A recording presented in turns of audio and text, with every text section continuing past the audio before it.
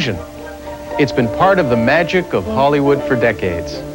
Is this a giant 5-foot lead mutant from the planet Zartok? Perhaps, but now we see by changing the illusion that it becomes just another number 2 pencil from Earth. Hello, I'm Rick Moranis. We've always had a fascination with gigantic things and microscopic objects. And so has Hollywood, which is why we're here. We're going to take a wonderful journey behind the scenes of the movie Honey, I Shrunk the Kids. It's about a professor, as played by yours truly, who via his newly invented shrinking machine accidentally shrinks his kids and his neighbors' kids to a 1/4 inch in size. Hence the title, Honey, I Shrunk the Kids. I play the I in it. I remember when I was a kid seeing all those great B movies, like the one where bugs would swallow large vats of radiation and come back as mutant spiders that would eat anything in their path. I think one of those bugs was my Uncle Leo. Ever wonder what it would be like to be attacked by a 50-foot woman? Do you want the most terrifying horror? Here it is, a 50-foot crab monster. I think we'll need a little more cocktail sauce for this baby. Remember the Attack of the Puppet People? After I saw that, I never trusted Howdy Doody again.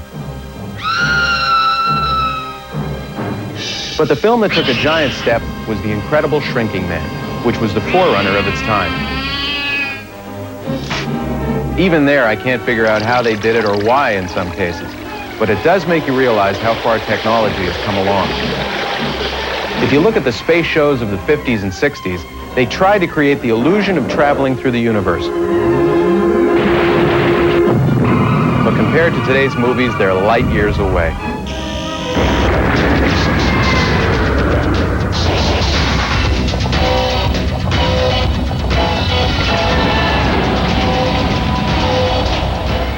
Walt Disney was one of those responsible for this giant leap in technology.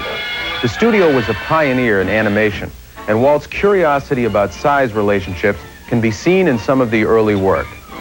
Like this short, Mickey Through the Looking Glass. Remember this interpretation of Gulliver's Travels? Meet Gulliver Mickey. Here's the great classic which really set the standard for big and little movies, Alice in Wonderland.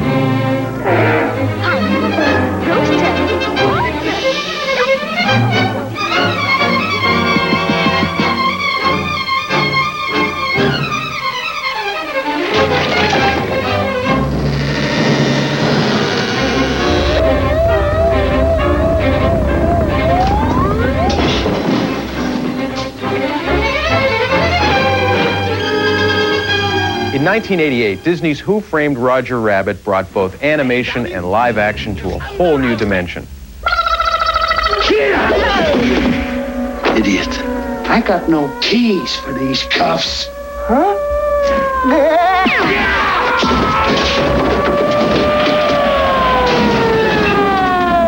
And the Disney tradition continues with Honey, I Shrunk the Kids, the movie that will take those big and little things in life to new heights.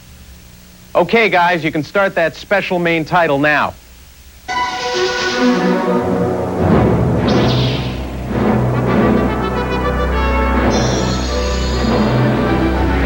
Illusion.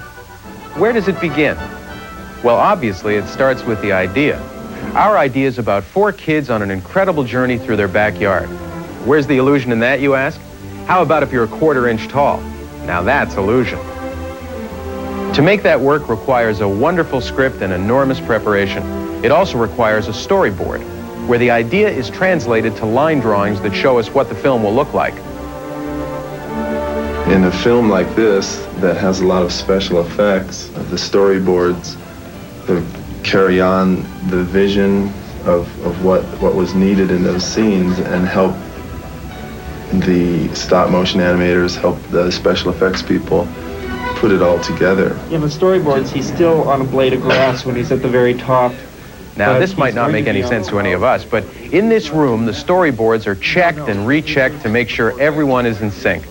Since the storyboards reflect what is going to be shot, it is important that all questions are answered in this meeting. Are these angles the angle you want? The bee is diving, and they're in the same position, so we're shooting like this on them. So there's no reason why the bee just can't be like this. Great. Don't you have to shoot the kids on that? Well, the only thing we'd have to shoot in the kids would be the kids flying through the air. Which one should we talk about shooting? If we went back to the old boards, we have to storyboard what the picture will look like, the entire picture. And if the monster is going to be up high here or down here, if they're going to be on a tabletop or whatever it will be. And from that picture, we decide what focal length lens we'll use, how high the camera will be, how far away the camera will be. So we do all the planning we can do, and obviously you can plan as much as you want. You're still going to end up with times that you wish you'd planned better and didn't turn out right, and you've got to finesse it one way or another. That will happen. But that's the reason for the planning. Now comes the fun part of the illusion of Honey, I Shrunk the Kids. Let's see how our storyboards turn into reality. It's really magic. We would have been here much quicker, but I lost my baggage. We're on the back lot of the famous Churubusco Studios in Mexico City. You know, the movie business is not all glamour and excitement. This place was hot. I'm talking like mosquitoes passing out over the heat. Not only was it hot, shooting down here presented a bit of a language problem. Other than that, we had a wonderful time. But making a foreign country look American was a challenge to production designer Greg Fonseca. We have something like 48 different sets, and in approximately 80 days of shooting. We built all this backyard. It's pretty amazing. Actually, what it does is cover up studio buildings from most directions. There was an English garden back here, which we took as the basis for established lawns and things like that. And we completely surrounded it with this American neighborhood, mostly Victorian houses for mid-California type architecture. What makes this movie so unique is the special effects dealing with the relationship of size. Now, getting a simple piece of flagstone is a small problem, but it's a big deal when you need it the size of Mount Rushmore. If you look at the flagstone, it is it's a sort of a limestone. It's been laid down in layers. And one of the parts of the adventure that the kids go through takes place on the edge of this actual piece of flagstone. But they're only 1/4 of an inch tall, which makes this about 35 feet tall over their heads. And I'm just going over to the stage where they are in the process of building the side of this piece of flag. Honey, I Shrunk the Kids holds the answer to every child's prayer. A giant 30-foot chocolate cream-filled cookie. Just think, one bite and you can have cavities the size of Buicks. Let's go meet the man who was the master chef of this amazing tower of sweetness. So what we've done here is one side of the cookie smaller than the other so that it seems to be going away further than it really is.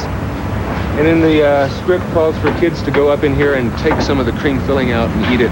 And about that time, they're interrupted by ants. I had an aunt like that in Cleveland.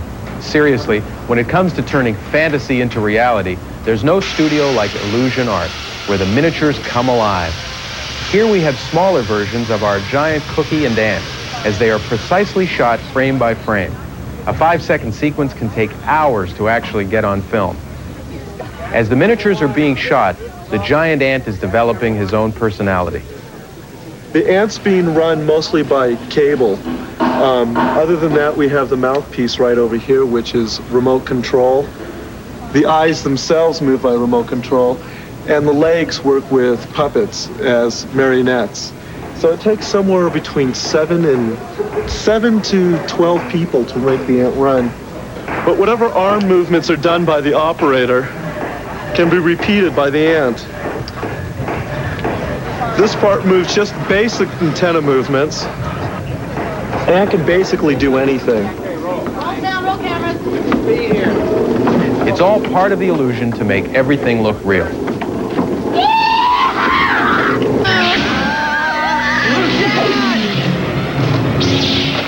See how a simple Sunday afternoon bee ride can pick up your day? Are you ready for a simple household broom and ordinary dustpan to pick up and throw the kids away? I wasn't either, and neither were the kids.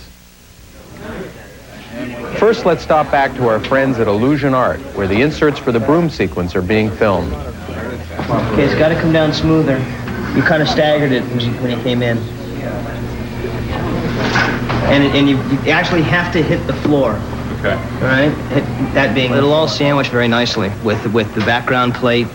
Then you've got the kids' miniature That's also another element. And you've got this one here that's also an additional element. Plus, there's dust elements as well. See, when the broom, when the father comes in, the broom, then we've got to put dust in the shot, and then you got to put the kids in the shot, then you've got debris that goes in.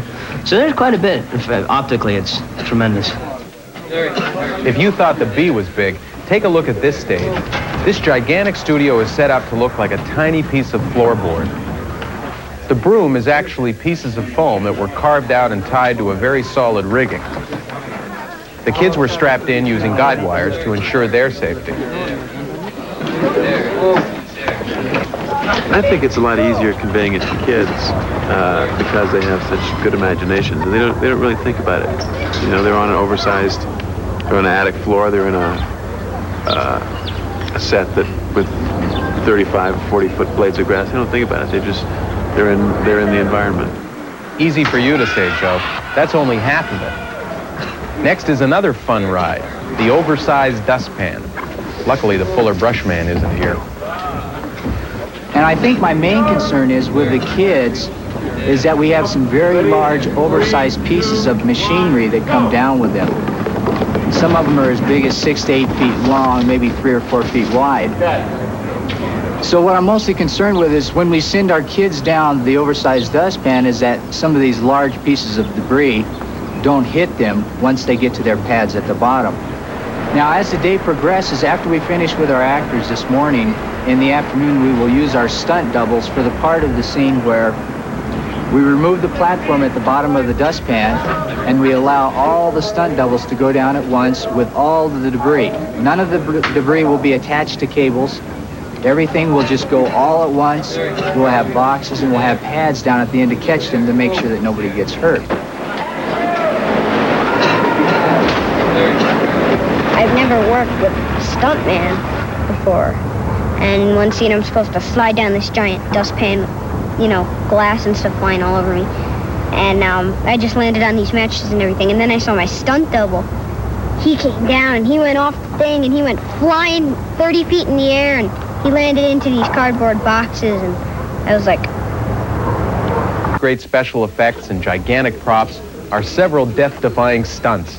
They're actually my favorite part of Honey, I Shrunk the Kids because I don't have to do any of them.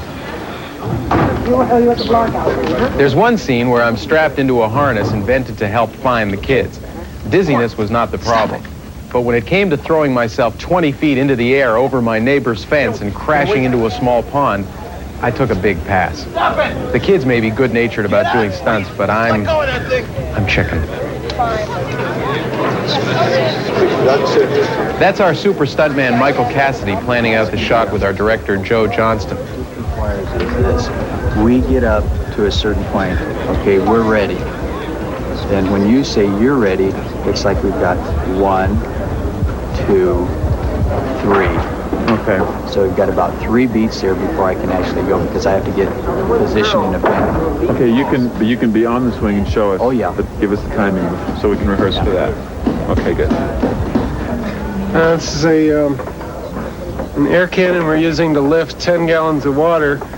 Camera position's inside the window, so as he flies overhead, on impact, we'll fire this. Throw 10 gallons water up that way. Good sound on that. And it's just an easy way of getting the timing right. Rolling!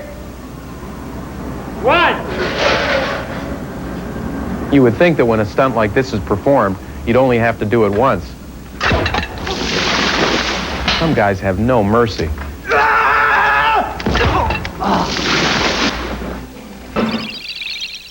Well, if you want to see what happens next, you'll have to see Honey, I Shrunk the Kids.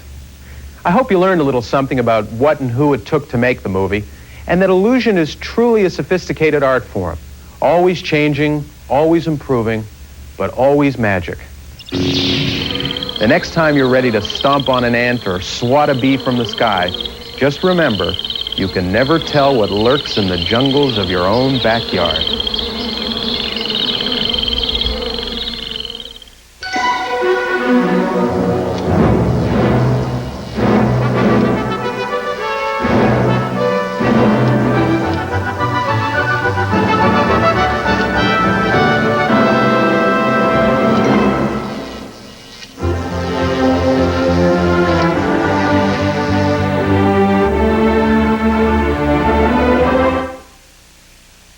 premiering on the Sunday Night Showcase.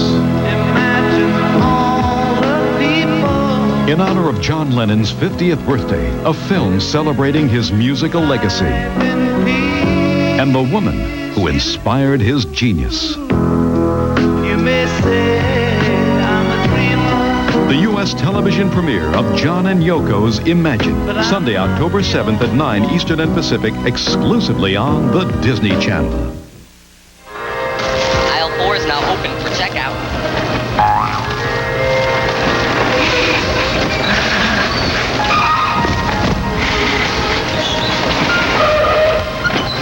I have a coupon here for everything.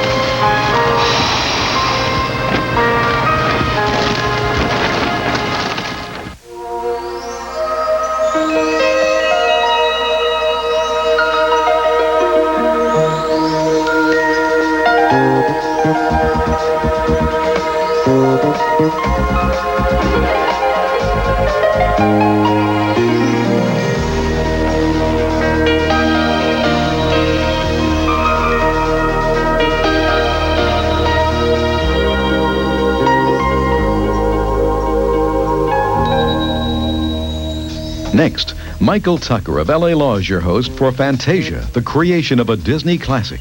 After that, Lily Tomlin, Jane Fonda, and Dolly Parton star in the hilarious comedy 9 to 5, followed by Ray Milland in It Happens Every Spring, tonight on the Disney Channel. And now, a Disney Channel special presentation. The following presentation is closed caption for the hearing impaired.